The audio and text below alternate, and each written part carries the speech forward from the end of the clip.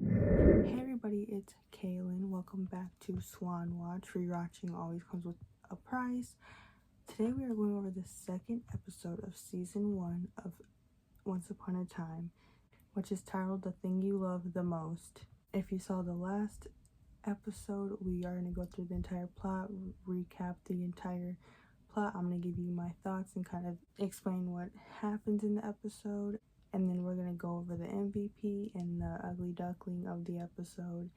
And we're going to go through each of the characters that we see this episode a little bit. And then we're going to pick a song that I feel matches the episode.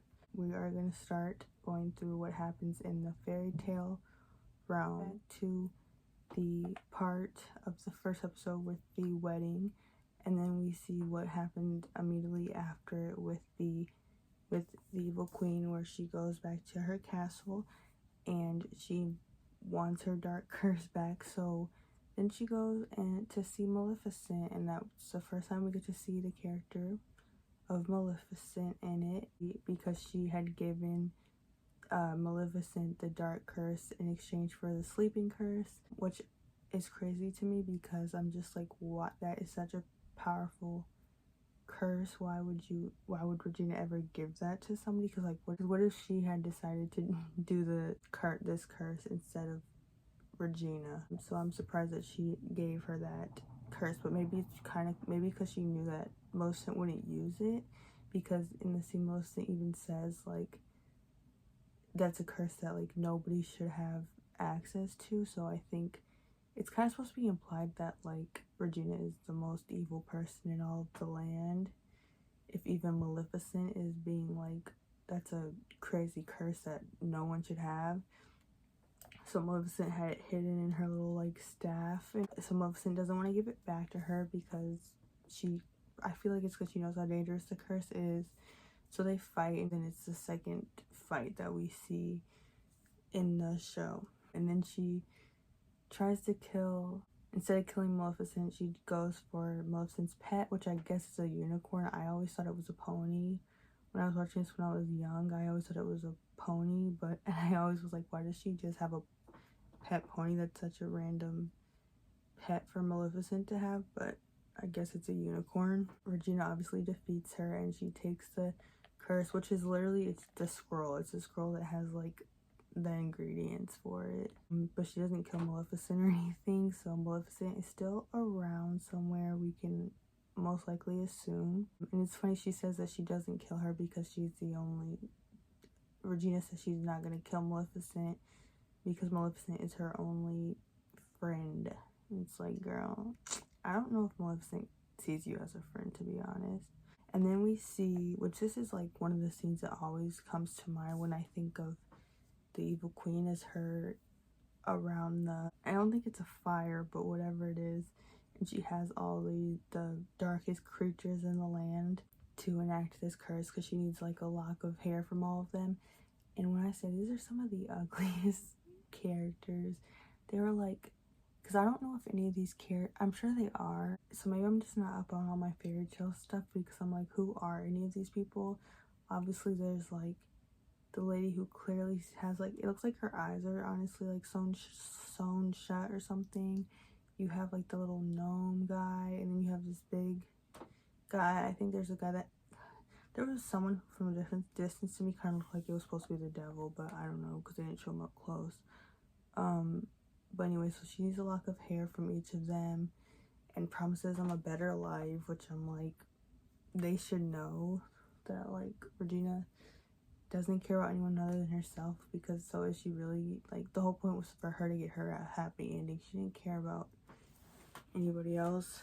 But it's not even a thing where it's like they get to choose, because she literally threatens them and is like, if you don't give it to me, there's other ways.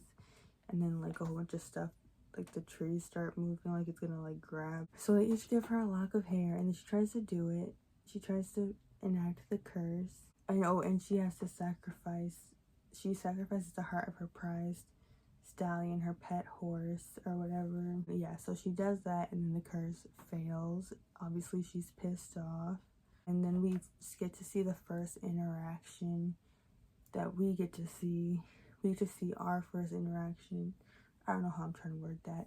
Rumpelstiltskin and Regina. And when I say what, and the Evil Queen, and when I say what an iconic pairing, like I love whenever the two of them are on screen together. I said this in the last episode, how I think like the two of them really carried the like fantastical, I would say, acting in the show. So whenever we get to see the two of them together, if that's, whether that's in the Enchanted Forest realm, whatever, and then Storybrooke, it's as like Mr. Gold and Regina, it's great. And he still kind of is doing that. I kind of talked about in the last episode how they had him be very like psychotic, crazy, trickster in a like psychotic type of way. It's already toned down, I feel like, personally, in the second episode. The way he's still like very like, you know, like his gestures and all that, but he's already in this episode, they have him being less crazy, I guess. Like he's more logical. Like it doesn't seem like he's just talking crazy, where I feel in the last episode they wanted it to seem like he's this, I don't even, if you watch it, I feel like you know what I'm talking about. There is a difference between the way he acts in the first episode and this episode. I watched this episode also with my niece, and she is just absolutely disgusted by Rumpelstiltskin. She hates his like skin and his nails and all that. And another thing I wanted to know is, because obviously it shows that Regina had to sneak in to wherever he's locked up, because she was in rat form and then she transforms into herself, obviously. So obviously she had to sneak in to wherever he's locked up. And I want to know where he's locked up at. Like who got him, because like who captured him to lock him in here. I don't know if we ever find out in the show. I can't remember, but I need to know, because I'm like, obviously they let Snow and Charming go see him, which probably because they're technically the queen and king or whatever, so obviously they're allowed to do whatever they want.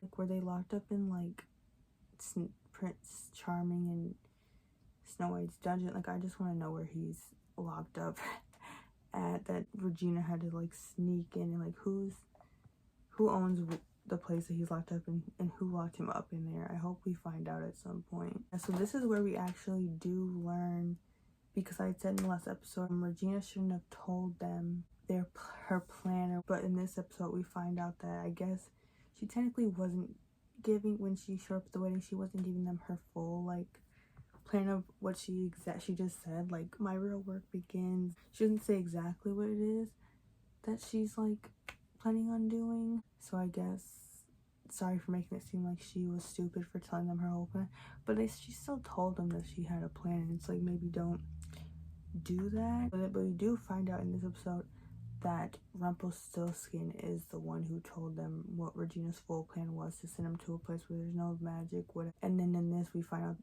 we see her finding out that he told them, which I would be pissed off if I was Regina. But he agrees, because again, Mr. Gold always has Mr. Gold and Rumpelstiltskin, they always have their own, he always has his own motive for things. He's kind of just like, I think him and Regina are very much two sides of the same coin, where it's like they're always, even if they seem like they're trying to help you, it reminds me of, the two of them remind me of the lyric from Anti-Hero by Taylor Swift, where she says, "Did you hear my covert narcissism? My disguise is altruism," like some kind of congressman. So being like, I'm gonna say this thing or do this thing, and I'm gonna make you think that this is also helping you, and then I'm doing this for the greater good of like me and whoever, me or whatever, but really I'm just doing it to serve myself. Because so that's how I feel, especially with Rumpelstiltskin. It's like, you kind of like, oh, he's helpful in any type of way, but the only reason he ever helps anybody is to help himself. And in the end, there's a good chance that you might get screwed over, because he is only ever doing anything to help himself. But anyway, so he says that he will help her, tell her how to actually make the curse work, if in return she promises to give him a better life in this new realm, this new world that she's creating or whatever, which makes me think, because in my last episode I said, does she get to assign who everybody is?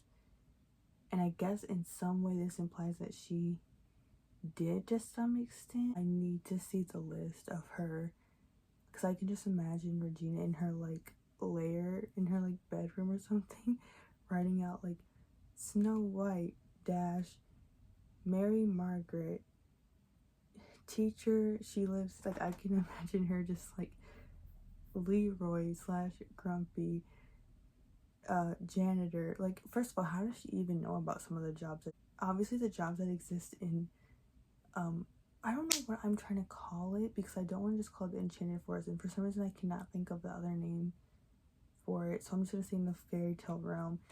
In the fairy tale realm, the jobs that are in the fairy tale realm obviously aren't the same ones. Like, there's different variations of it, but they aren't the same jobs that are in the real world. So I'm like, how does she, if she did assign all these people their jobs and all that, how did she even know these existed? I mean, it could mean that she like got there and eventually was like, okay, this is a job that, I don't know, because it's not like it's like, oh well, she was watching sitcoms and stuff to figure out, like, so that's just something that interests me. So he says like, yeah, I want a good life, which makes sense. That's another thing I think about and I saw with this episode, is that the thing that makes Rumpelstiltskin and Regina slash evil queen so evil is because both of them have nothing to lose, really. And that's like the scariest type of villain, is someone who literally has nothing to lose. So like for Rumpelstiltskin, he doesn't care if it's like he's literally in prison. We don't know how long he's been in there. He's locked down. Regina doing this curse is only going to help him. His life can't really get any worse. So she promises him that in this new world she's going to give him like land and wealth and all this stuff. And she makes a point. She's like, well, you're not going to remember in this conversation anyway. And then he said, well, what's the harm if you do it? So she obviously agrees to that. And we obviously know that she, as far as we know, stood on her promises if people are claiming that he owns the whole town. So then he tells her that she needs to cut out the heart of things she loves most, and she's like, I did do that, and he's like, no you didn't. He gets mad, he grabs her face, which is insane, which she kind of seems like she's not that fazed by, but still tells her that he told someone Katie is gonna break the curse and all that. Regina is obviously upset about that. So also we meet Regina's dad in this episode. Her dad's name is Henry, so Henry is named after Regina's father. She tells him about what Rumpelstiltskin said, and he's like, you don't need to do this. So he like doesn't want it. It's not like a thing, like her dad is not evil. He doesn't want her to do this. He wants to live. He's like, you know, we can be happy. And Regina just won't hear it. She just can't. She's like, because she only cares about herself and her happiness. She ends up ripping out her dad's heart. I think that might be the first time we see Regina rip out a heart in the show. I can't remember her doing it in the last episode, or them showing her do it in the last episode. She enacts the curse, which I'm not sure if it's implied that when she did that thing to enact the curse, if that's when then Snow was having that was the curse happening. I assume that wasn't like, oh okay, now I did that, now I can do the curse whenever I'm ready. I think that was the curse, so I assume that right after she did that and laid the rose on her father's grave, because she lays a black rose on his grave, is when she like gets in her chariot, whatever it's called, and goes to Snow and Charming's castle. And then that's when we see that's when the whole thing happens with the guards and the wardrobe and all that. I'm trying to figure out how this is in chronological order. Okay, now we get to Storybrooke.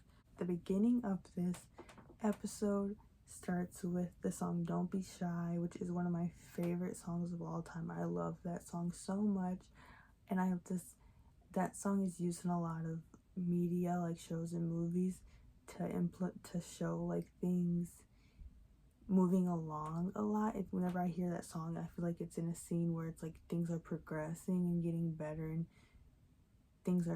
people are bettering themselves or whatever. So I think that was a obvious choice for something like that, and it's showing you like, okay, things are changing. We see Regina looking through the book, Henry's book, so we know that she did take it from him, but of course some pages are missing from it. She confronts Henry, and he just is like, it's an old book, pages are missing, and then he just leaves. Like, Henry does not care at this point in the slightest about Regina or what she says, because he just dips. He's like, And then Regina sees the clock, sees the hand move on the clock, and obviously is like, what the hell? Because, and then somehow she knows that means that Emma's still in town, which I'm like, if she doesn't know who Emma is at this point, then how would she know that was because of her? I mean, I guess it's like,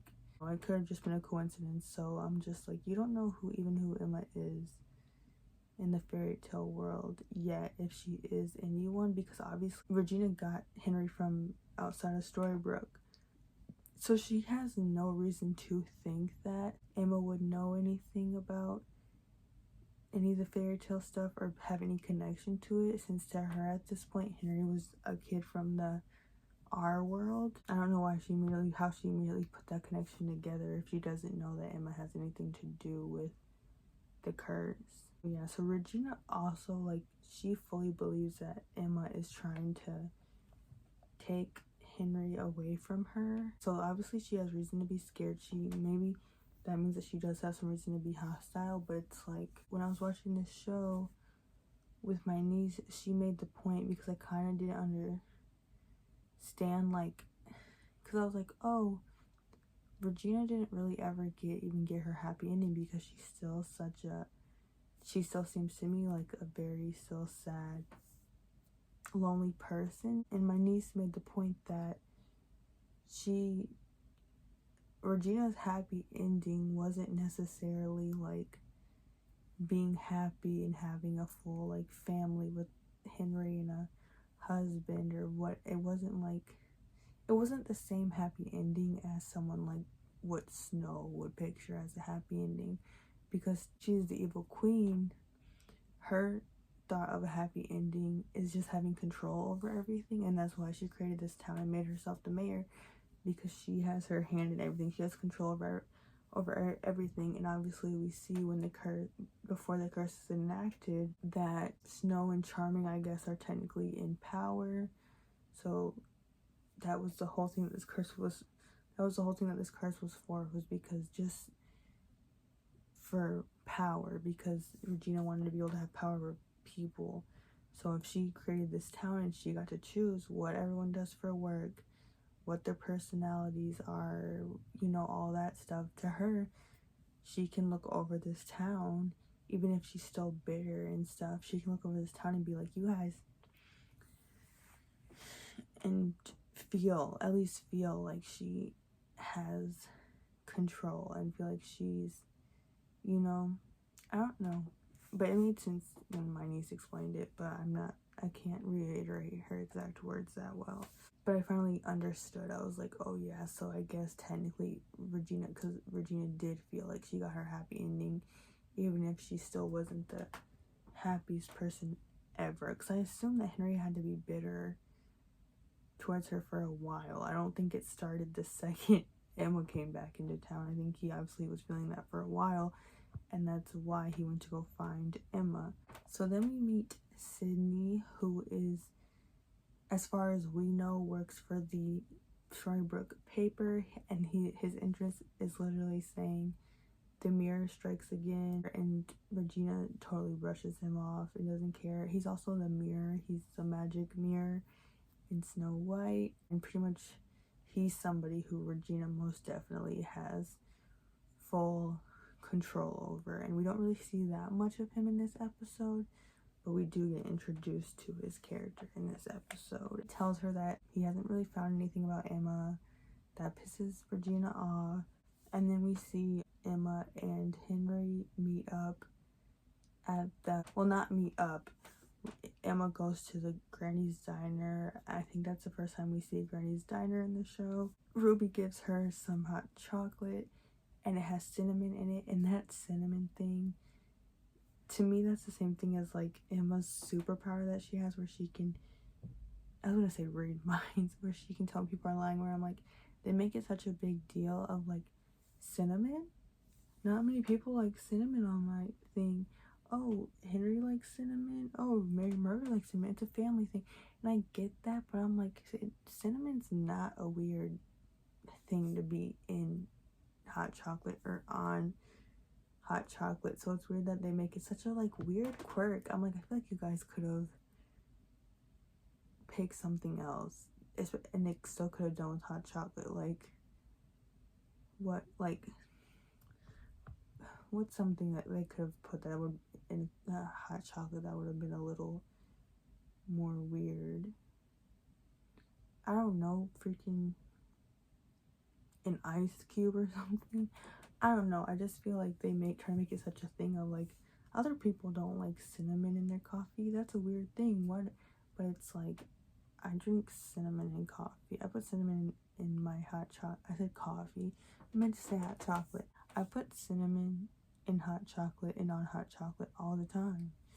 So it's funny that they're acting like that's such a thing. But anyway, she thinks that Sheriff Graham, I forgot his name because I have not cared about his character yet. She thinks he gave it to her, and he's like, no, I didn't. And then we see Henry be like, I did. And yeah, so Henry somehow figure out that that's where she would be. She walks him to the bus, and they start talking about the plan, or Henry starts telling her about the plan, and they call it Operation Cobra. And I guess he wants to like I guess he still doesn't know who every single person is yet. So he wants to figure that out, which I feel like that's a good plot to have. I think it would have been boring if it was like he automatically already, once he got her to come, knew like, okay, this person is this person, this person is this person. Because obviously I also feel like how many people, I don't know how many exact people live in Storybrooke, but it's like, how many of those people has Henry really casually interacted with? So I feel like the only people that he knows, obviously, or can figure out who he thinks they are the people that he regularly interacts with. Like, I don't think he's like regularly interacting with Sheriff Graham all the time. Obviously, Ruby works at the diner that everyone goes to, but focuses he on her to figure out who she is really. So it makes sense to me that he like still doesn't have everyone figured out, and it would make sense to me that now that Emma is in town, he's interacting with more people or around more of the people in town, because he's seeing Emma interact with more people, obviously, as an adult, as being the adult. So he is, whereas like probably with like Regina obviously kept him a little bit secluded, a little bit, I'd assume. Yeah, I thought that was a smart thing to do, is that he doesn't have, which I didn't even know that when I was a kid. I don't think I didn't know that he didn't already have everyone assigned to a character. But now that I realize that that's what the thing was, now that I realize that's what the Operation Cobra was as an adult, I'm like, yeah, that makes sense, and that's a good plot. Like, he doesn't know I don't think he knows who Prince Charming is in the town yet, because why would he know? Because we see in the end of the first episode that he's in a coma at the hospital. So Henry would obviously never be, not that he would never be at the hospital, but he would never probably be in that area to see him and make the connection.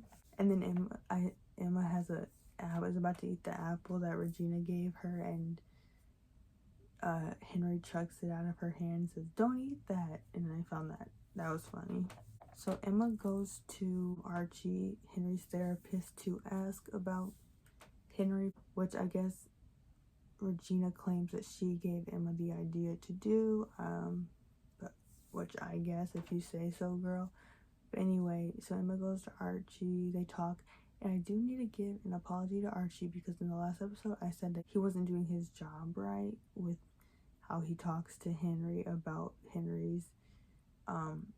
about the book and Henry's imagination. In this episode, he actually shows that he does know how to talk to him, and he actually tells Emma, like, don't call him crazy, those are bad words. He has an imagination. He's trying to figure his life out and all that. So Archie, actually, good job with that. He straight up tells Emma, like, be careful with your wording around him, because he's a kid and he doesn't need to be hearing from all the adults in his life that they think he's crazy. Like, he's just trying to figure his life out. So Archie ends up giving Emma Henry's file, and then right after she leaves, he obviously calls Regina and says that she took it. So Archie was told to do that, was told to give Emma Henry's file so that pretty much Regina could frame Emma and get her arrested again. And that made me get mad at Archie again after I was apologizing to him, but he rights it later on in the episode. He rights his wrong, and obviously, again, I know that, like, he was under Regina's control. He doesn't want to be doing this. Sheriff Graham shows up. I'm still don't care about his character. I mean, I can see that obviously I know that his character is going to have more significance. They wouldn't just have him in there as a main character in Storybrooke, I'll say, if he didn't have a significance. But I'm just like, but again, also, I have to remember, he's doing what Regina told him to do. Like, he has no choice. So Emma gets arrested again. Regina tries to use her getting arrested, because I guess that Henry didn't know about her getting arrested the night that she came, which I assumed that he did, but I guess he didn't, because when she goes to the school, to his class, to tell him, he doesn't say that she was arrested again. So I assume that, so I guess he didn't know about the first time she was arrested. And obviously Henry's like, I don't believe you, because why would he, I guess. So Regina leaves Henry at school, and I guess either after school or whatever, sometime in that time that he's at school, he tells Mary Margaret what happened, or Mary Margaret might have just overheard. I don't know. I think he probably told her what his mom said, and he gets Mary Margaret to go bail out Emma. And that's when we first start to kind of see a relationship between Mary Margaret and Emma, kind of forming a friendship between them, which I love. I find that so sweet. And then we see Emma do the craziest thing, in my opinion. She goes and chops down Regina's apple tree that Regina had told her a couple hours prior that she had been caring for since she was a kid.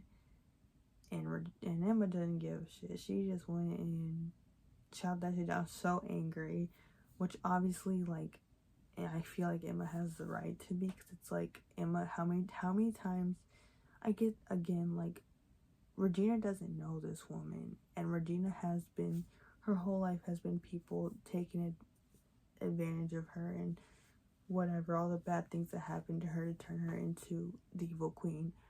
But, you know, like, I don't really know what Regina expects when you're, I don't know how Emma, I mean, I guess she just feels like Regina still wants control, so she can't let down her guard and just be like, fine, okay, you can be in his life, because Regina needs all of Henry's love. She doesn't want to, that was the whole reason why she wanted Henry, or wanted a kid, I feel like, is because she wanted someone that was hers and that she had full control over, and she got to dictate their life and all that, just like maybe what was done to her. So having this new person come in and mess that up, obviously Regina is going to be pissed and resentful and have her guard up. But anyway, because she immediately, these two women love threatening each other. That is a pastime for them in these last two episodes, and I'm sure it lasts for the rest of the season at least. These two women love a threat. Like, it's like a back and forth game, and it's crazy, because it's like you're literally playing with the freaking heart of a 10-year-old boy. Like, this isn't some gotcha game. Like, you are dealing with a real kid's feelings here, which the sheriff does kind of tell Regina to some extent. He tells her that, like, at the end of the episode, I think, that the only person who's gonna get hurt with Emma and Regina fighting is Henry. And she's right. Like, Emma could leave anytime she wanted. Like, the only person who Regina's hurting in this situation is Henry. Like, Emma's not that phased, doesn't seem that phased by it. And so then Emma goes back to the inn, and then we see Granny, who actually we haven't seen that much of her, but I don't think I really had any care. I don't want to say I didn't have any care about her.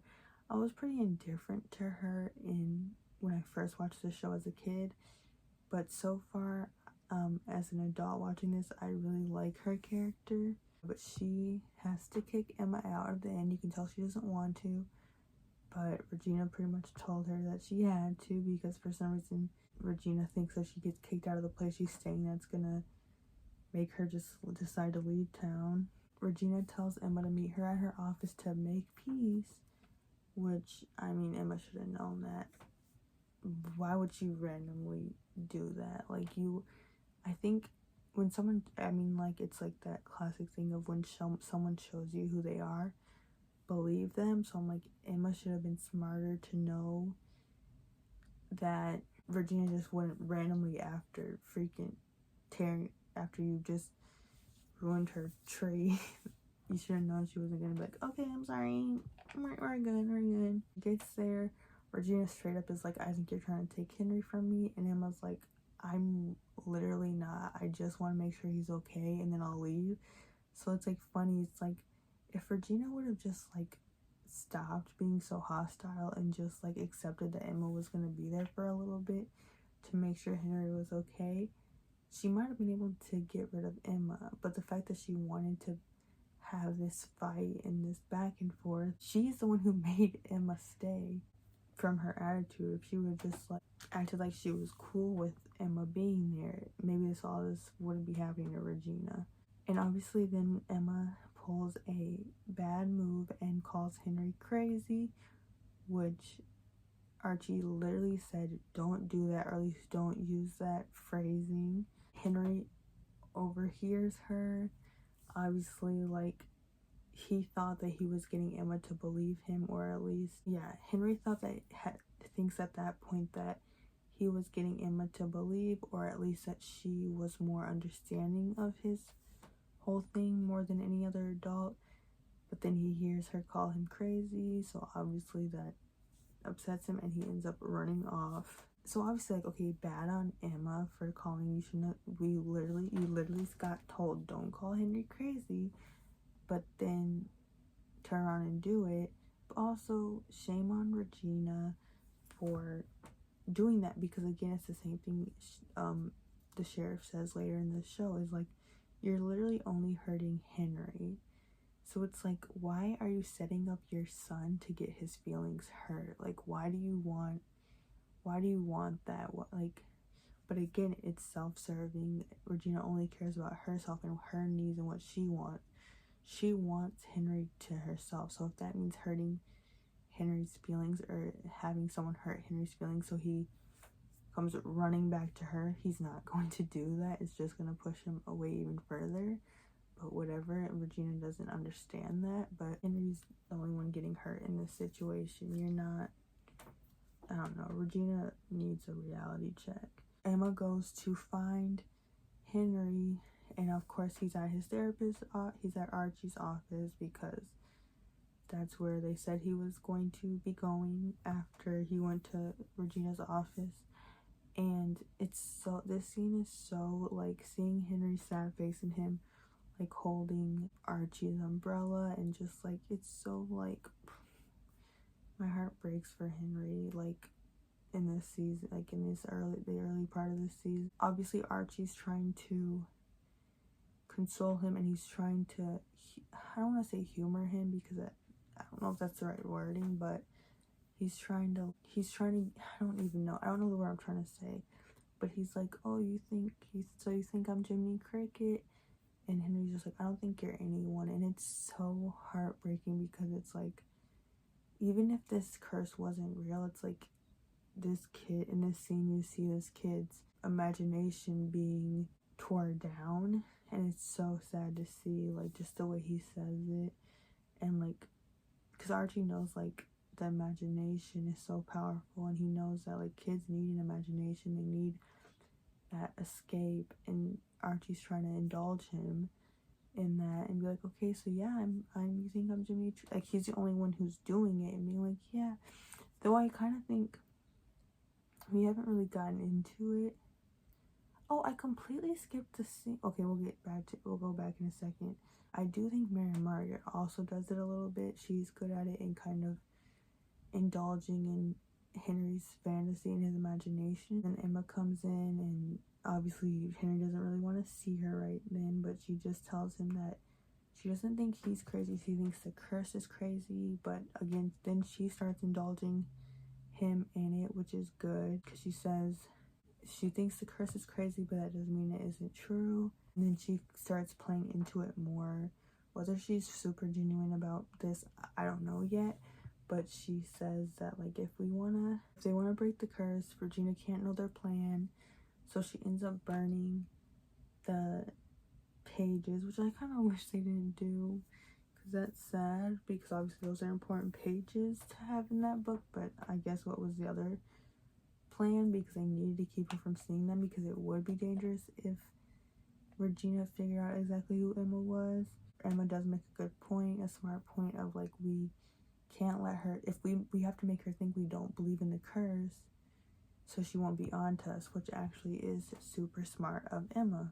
And obviously Henry agrees with her, and they have a hug, and it's so cute. Anyway, I do want to go back because I forgot when Emma drops Henry off at school, we see her interact with Mary Margaret, and Mary Margaret tells her like, oh, he's smiling, which proves my point though, of that like this Henry's sadness and all of this stuff was going on for quite a while before we see the show start, before the start of the show, because Mary Margaret's like, oh, his smile's back, and it's been a while.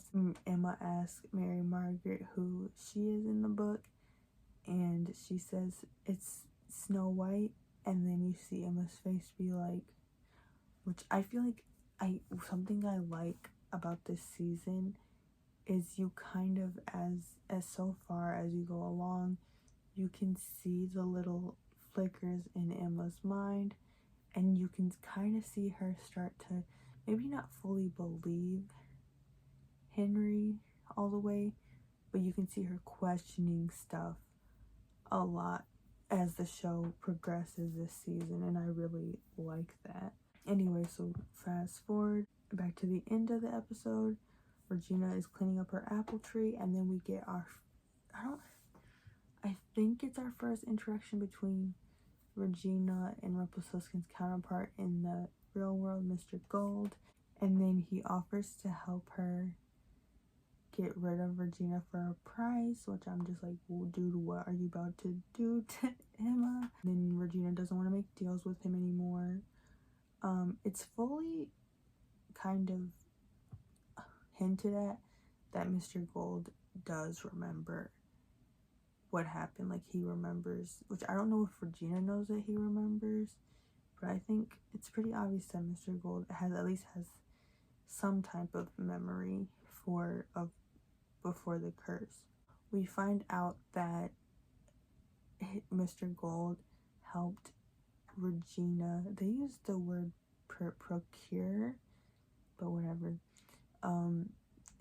He helped her get Henry, which is like, girl, if you know who this man is in the fantasy realm, fairy tale realm, why would you go to him? You know he's a trickster. You know it's everything he does is for himself.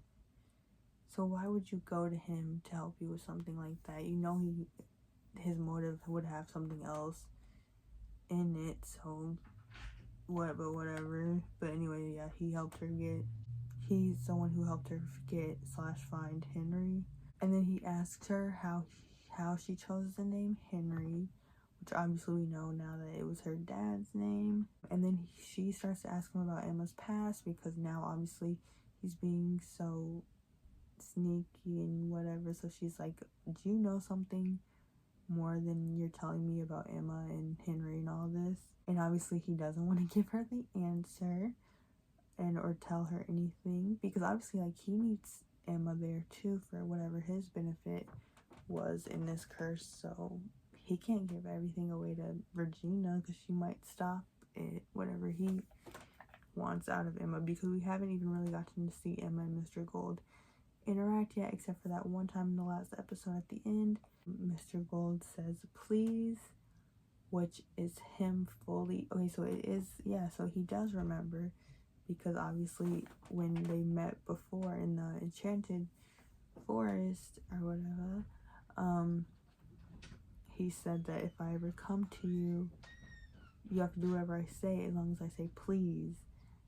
And so at the end of that episode, he says please, so now she knows that Mr. Gold fully remembers everything. He knows just as much as Regina does about the curse and who these people were in the past, who he was, he fully knows. So that's gonna start a whole new wave of stuff.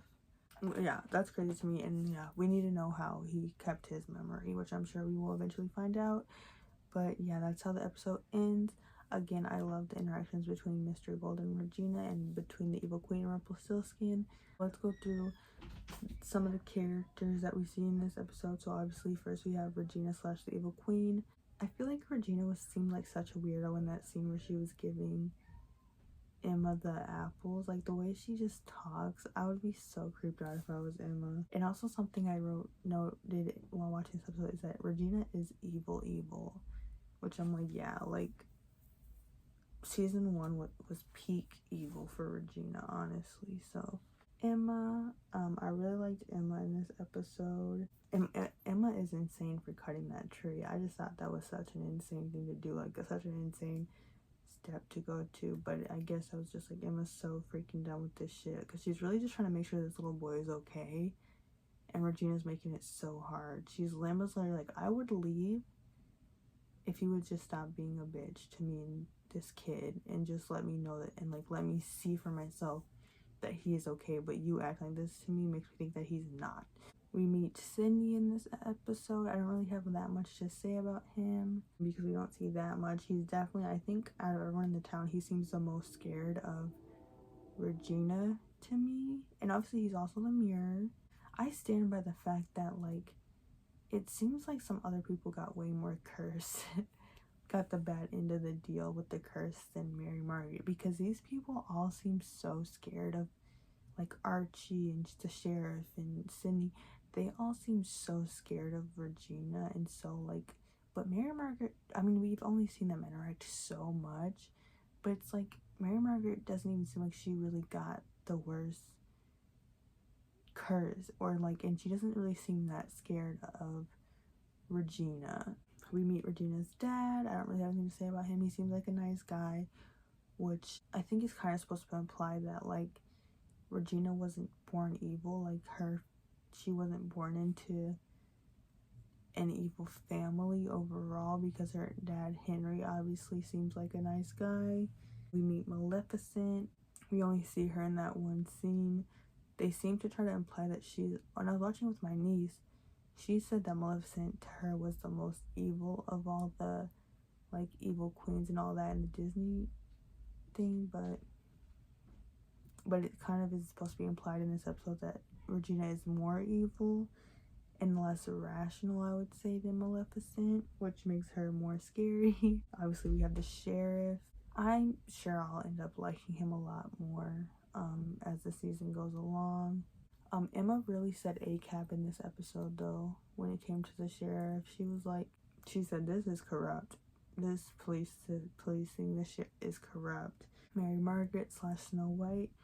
I don't remember exactly, but I don't think we really see that much of Snow White in this episode. Fantasy realm was mostly surrounded by Regina and stuff, so we don't see a lot of snow except for in the beginning of the episode. It's so funny to me to see Mary Margaret though, because it's like Regina's all like, the only thing that matters to me is Snow White's suffering, and I'm like, it seems like Mary Margaret is just fine. It seems like she's just hanging out, being a teacher with her 15 kids,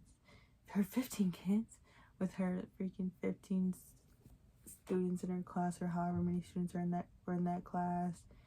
She seems to have a nice little apartment. Like, she doesn't seem to be suffering that bad. It kind of seems like the other residents of Storybrooke are doing worse than her. Like, I don't know. Obviously, we haven't really gotten that much into Mary Margaret's life in Storybrooke yet, so maybe there's some stuff we're gonna find out. But I'm like, right now it seems like she's night by night just hanging out, chilling in her apartment. Like, yes, she seems like she's a little bit like lonely, whatever, but it's like she seems fine. Doesn't seem like she's suffering. Archie, who I've had mixed feelings about in this episode, but overall I do really like his character. And then we have Rumple / Gold.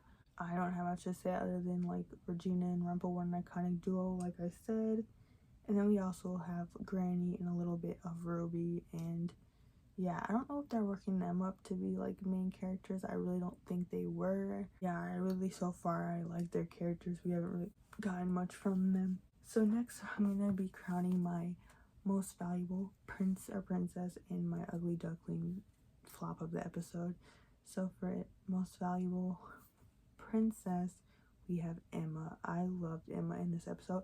I'm even wearing my little swan necklace for her. I loved Emma in this episode. I thought she was so badass, and she said that she was here to make sure Henry's okay, and she meant that shit. She meant that. Like, she's like, this boy, I'm not leaving until I know this boy is going to be okay and is going to thrive in life. And like, yeah, she had her little slip up where she accidentally called Henry crazy, but I just loved her in this episode. I think Regina truly met her match, and I think Regina is figuring that out because obviously she's used to people now in this realm, at least, doing whatever she says. If she says leave, they leave. If she says stay, they stay. Like, but Emma's obviously not like that. But yeah, I just loved Emma in this episode. And my flop in this episode is going to go again to Regina, because girl, you need to be nicer to your kid. You need to think about him for once instead of yourself. Think about how stuff is going to affect him rather than yourself, because the whole thing of him, like, her making sure he was there to hear Emma call him crazy. Like, girl, like, that is your kid. That is probably going to be a core memory for him. Like, I don't know. And then obviously, like, we see her, the evil queen, in this episode enact that curse. But I can give more of an excuse to the evil queen though than I can to Regina. So I feel like the flop in the ugly of this episode is Regina, not the evil queen. And the only reason I don't give it to the evil queen is because, like, she's evil. She doesn't have anything to lose, especially after killing her dad. But it's like with Regina, it's like, you do have something to lose. You could lose Henry. So I think she needs to think about that and get her life together and have a little bit more sympathy, not only actually towards Henry, but towards Emma, because Emma is confused. Like, and she needs to realize, like, Emma's not here to impose on Regina's mothering. Maybe now she is, because she sees how you treat Henry, but it's just like, I don't know, just, Regina, you're being a flop. Like, let's get it together.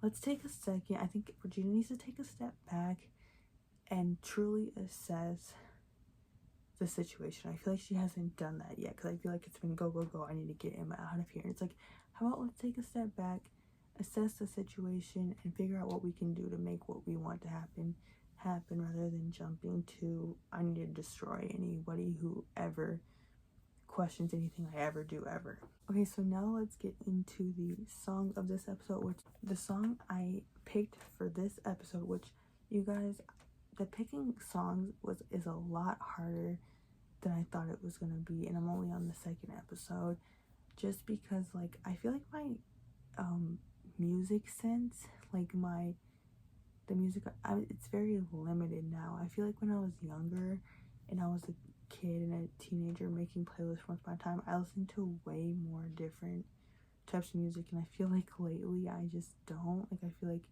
you get older and you find exactly the type of music you like and stuff, so you don't veer out of that much. So it's kind of hard for me to find songs. That's why like a lot of these are probably gonna end up being Taylor Swift songs.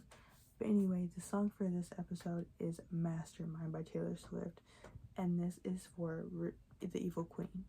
Just because I feel like, you know, this whole thing, it almost seems like everything, like this whole thing was procured from this curse, like all of Storybrooke, obviously, and it kind of, so it's like Regina kind of being like, everything that's happening is because of me, and you guys don't even realize it. Like every little thing, because everything, Regina's so controlling, everything has to be exactly how she says it needs to be, how she pictures it, how everyone acts towards hers and stuff, and acts towards each other is so procured.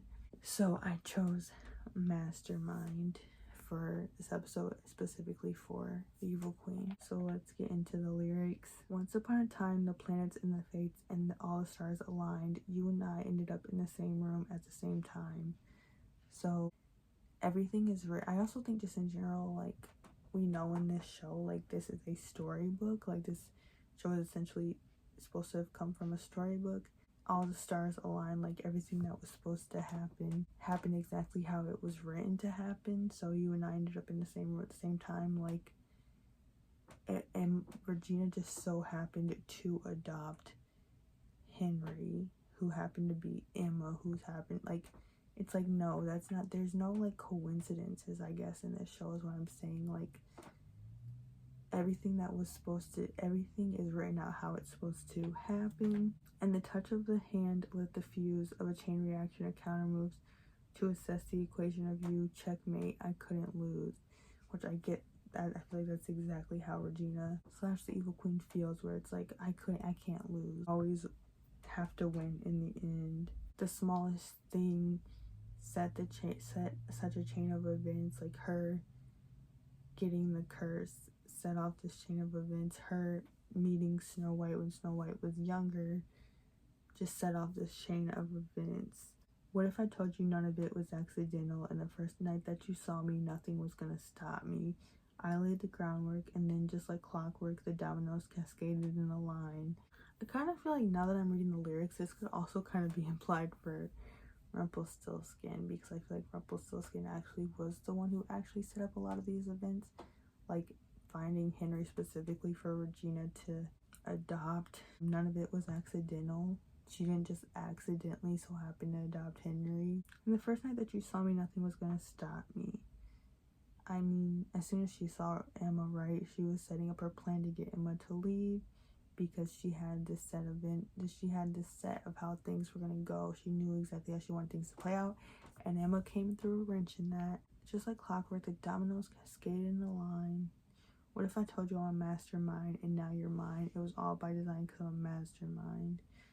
I mean, is that not how Regina sees herself? It was all by design, because like Storybrooke was all Regina's design. Like, everything is supposed to be playing out how she wants it to play out. You see, all the wisest women had to do it this way because we were born to be the pawn in every lover's game. So like, again, that's probably how Regina feels. She's like, I had to do this because Regina felt like she was a pawn, so she had to take control over everything, and she had to be the one with the power, because she can't let anyone take advantage of her or anyone else have the power.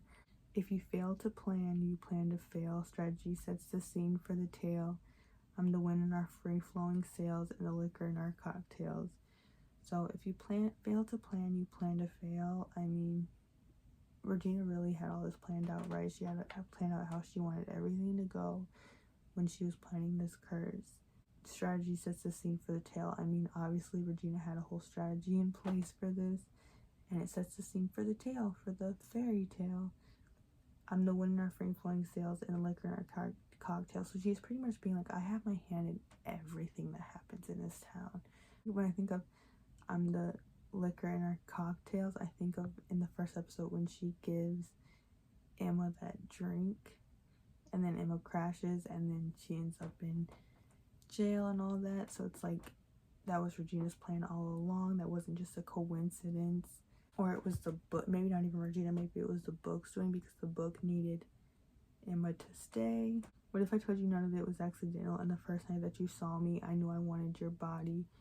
I laid the groundwork and then just like clockwork, the dominoes cascaded in a line. I actually find this lyric funny in context of the show because I think of it how like when she was trying to originally do the curse, she needed everyone's hair and then she needed someone's body. So saying like I knew I wanted the first night that you saw me, I knew I wanted your body. Obviously that's supposed to be kind of like a romantic lyric, but in this context of the show that I'm putting it in, it has to do with her being like she wants people's hearts, she wants to be able to control people and stuff. So she threw out her dad's heart, she took all those people's hair, all that. Like she wants control of them. She wants control of their body in a malicious, I guess, way. And then we get to the bridge. No one wanted to play with me as a little kid, so I've been scheming like a criminal ever since to make them love me and make it seem effortless. This is the first time I felt the need to confess, and I swear I'm only cryptic and Machiavellian because I care. So yeah, we see a lot of evil people in shows and TV started out as not, maybe some kind of as outcast or just not getting the attention that they probably needed to get or the love they needed to get. So that no one wanted to play with me as a little kid. Like we see how lonely the evil queen is when Rumple is like, you have to kill the thing you love most, and the only thing that Regina feels like she had at the time was a horse. Like she didn't feel like she actually had anyone that she loved. Obviously she ended up having her dad, but she even says to Maleficent, she says a line like, don't you know love is weakness? Or so it's pretty much just been like, I never had anybody, so I've been scheming like a criminal ever since to make them love me and make it seem effortless. So which I feel like exactly what Regina does and is doing in Storybrooke is obviously she schemes like a criminal. She wants it to seem like her power and the way people respect her is effortless, and it's just because she's such a good mayor, or she's just such a good mother or whatever.